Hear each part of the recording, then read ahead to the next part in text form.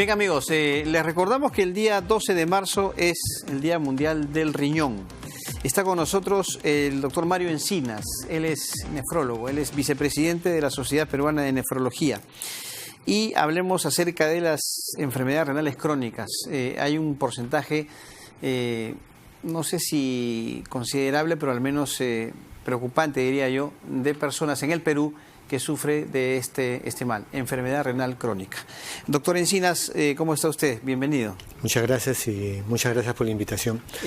Quería, antes que nada, tocar el tema del Día Mundial del Riñón, porque sé que cada año hay un lema, diremos así, distinto. Exactamente. Este año, ¿cuál es el lema? El Día Mundial del Riñón fue instalado en el año 2006. Esta es su 14ª edición. Y el lema que se menciona para este año es prevención y detección de la enfermedad renal para la atención equitativa de este proceso de enfermedad. ¿De qué hablamos con atención equitativa? La enfermedad renal puede abarcar diferentes niveles socioeconómicos.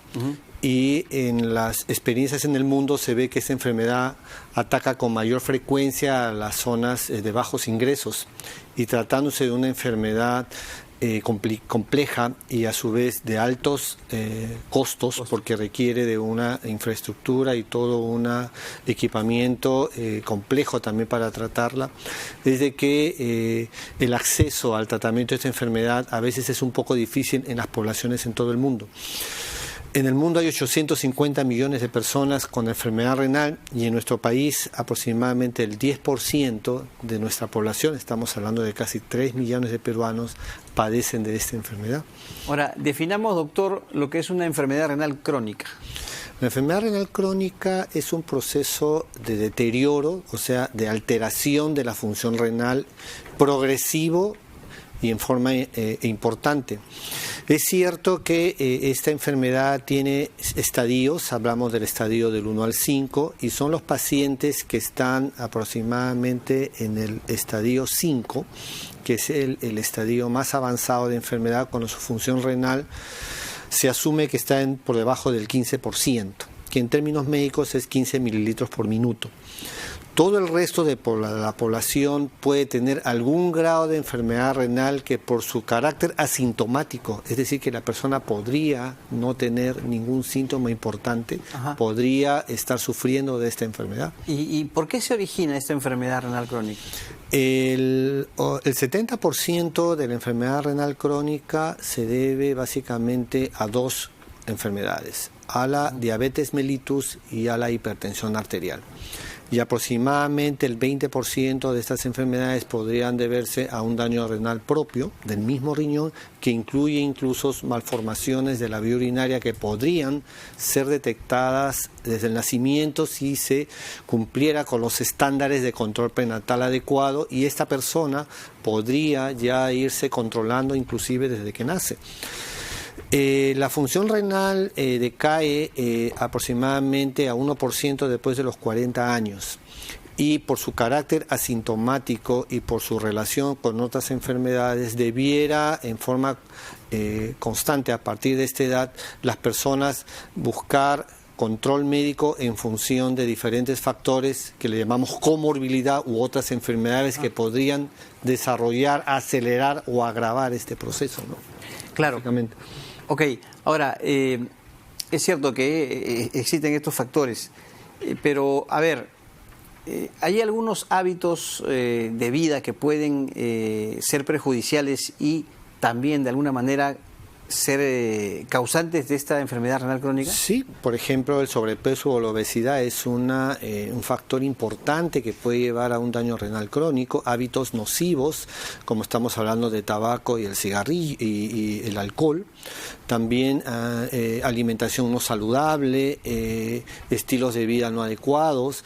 Todos estos factores podrían condicionar daño renal en algunos casos irreversible y, como le menciono, en algunos casos asintomáticos. Entonces, todas estas personas que tienen factores de riesgo, personas diabéticas que no controlan bien su glucosa, personas hipertensas que no controlan bien la presión arterial, pueden rápidamente generar un daño directo contra el riñón y empezar a tener síntomas de daño renal, que es lo que generalmente puede dar el pronóstico serio y complicar realmente la vida de estas personas. El estadio 5 ya es el que implica o diálisis o trasplante.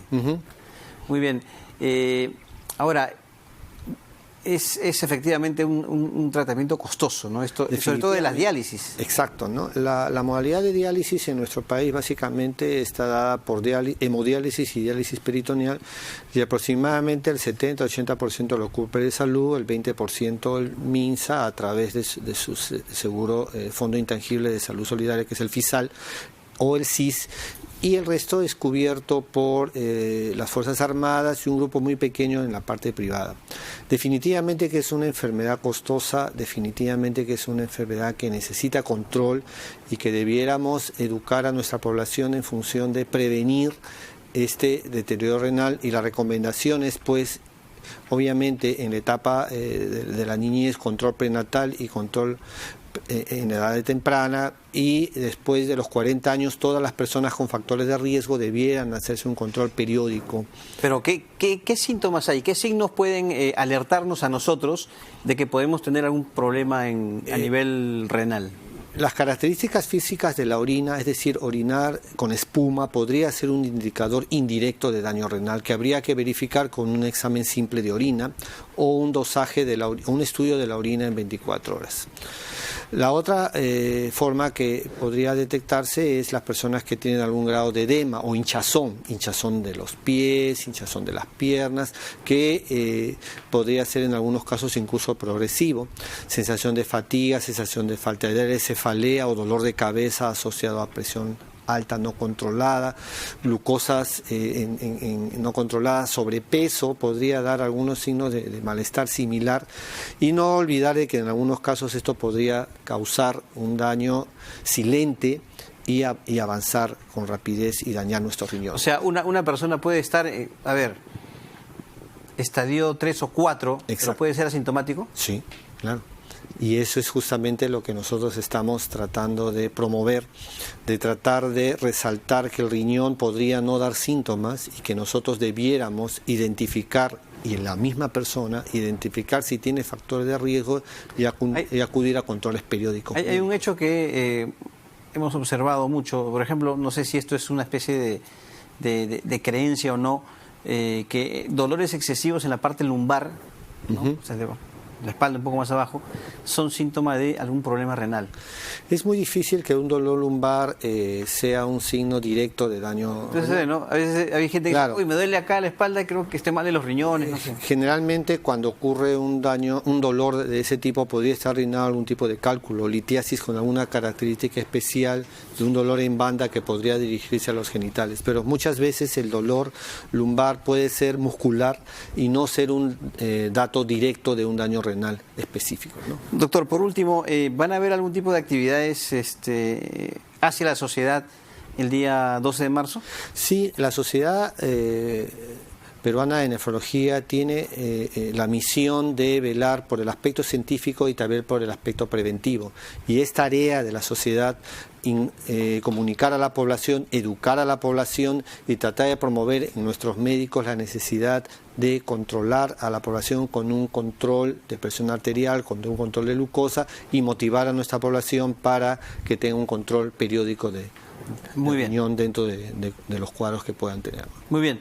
Doctor, gracias por su visita. Muy amable. Le agradezco su invitación. Muy bien. El doctor Mario Encinas, vicepresidente de la Sociedad Peruana de Nefrología, estuvo con nosotros.